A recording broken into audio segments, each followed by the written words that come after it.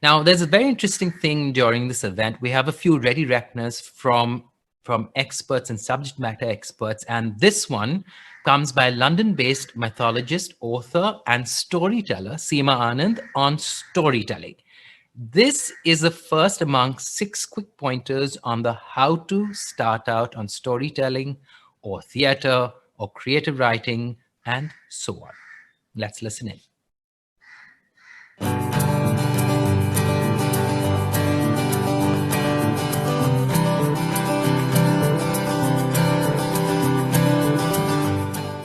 So let's talk about storytelling.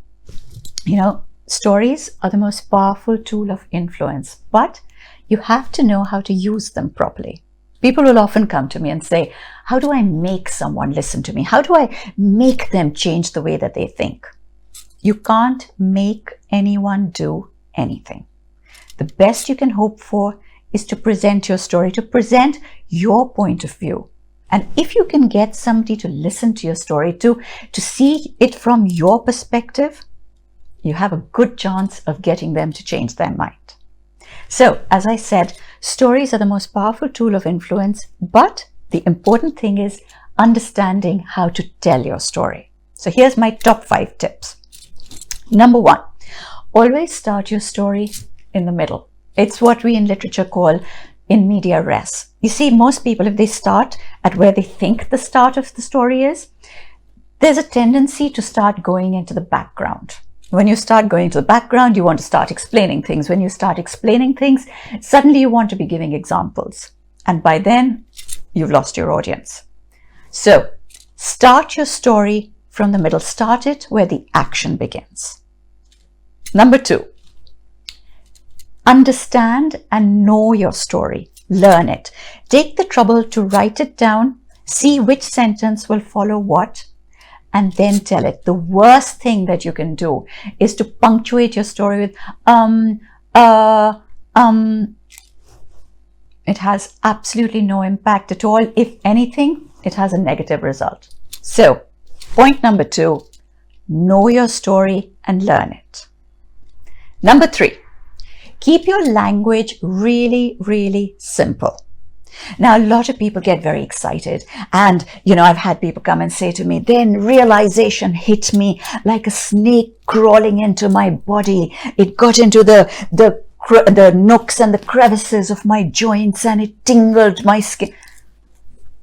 All that sounds great when you write it down, but in speaking, it just doesn't do it. Keep your language really simple. It has far more impact. That's what people really want to hear, just what your story has to say. Number 4, your tone. Now, the moment people feel they get up onto stage and they start telling their story, they become very theatrical about it, and their tone starts to go up like this, and they become really sort of as if they're acting out their story.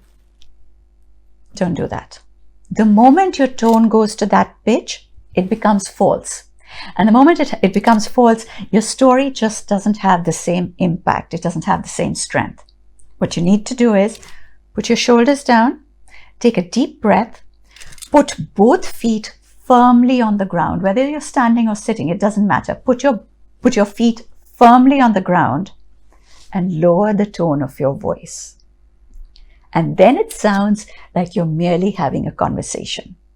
And number 5, which I think to me is the most important part of all, tell personal stories.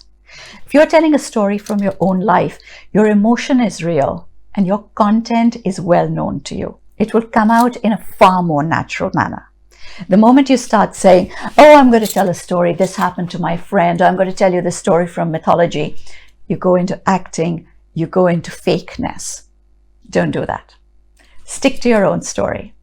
The world really needs great storytellers, and I know that you have a great story to tell.